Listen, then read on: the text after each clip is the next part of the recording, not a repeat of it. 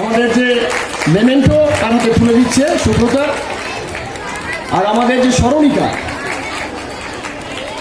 পুষ্পস্তবক এবং স্মরণিকাটা তারা তুলে দেবো। আর আমাদের পক্ষ থেকে সামান্য উপহার অঙ্কুশের জন্যে, এই স্মৃতিটুকু থাক।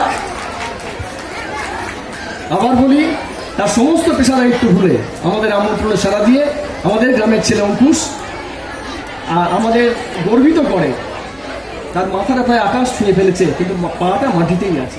কালীরা এতটা বললো, মানে আমি জানি না এতটা আমি যোগ্য কি না, বা জানি না।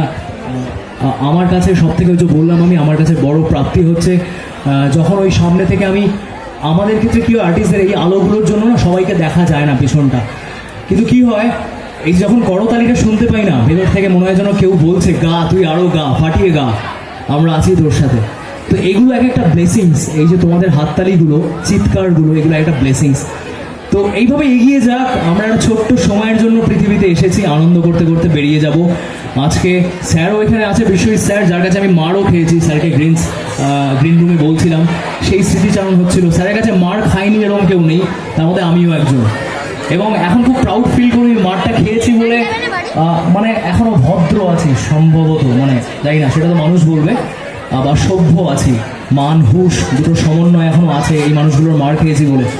তো যাই হোক, বেশি কথা নয়, আর আমাকে বেরোতে হবে। নিজেদের জন্য আগে জোরে হাততালি সবাই। থ্যাংক ইউ, আবার দেখা হবে।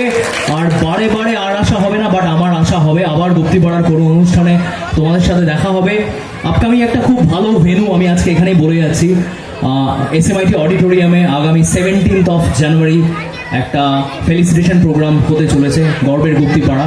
সেখানে তোমরা উপস্থিত থেকো, খুব খুব ভালো লাগবে, সেখানে আমিও উপস্থিত থাকছি। জয় গুরু।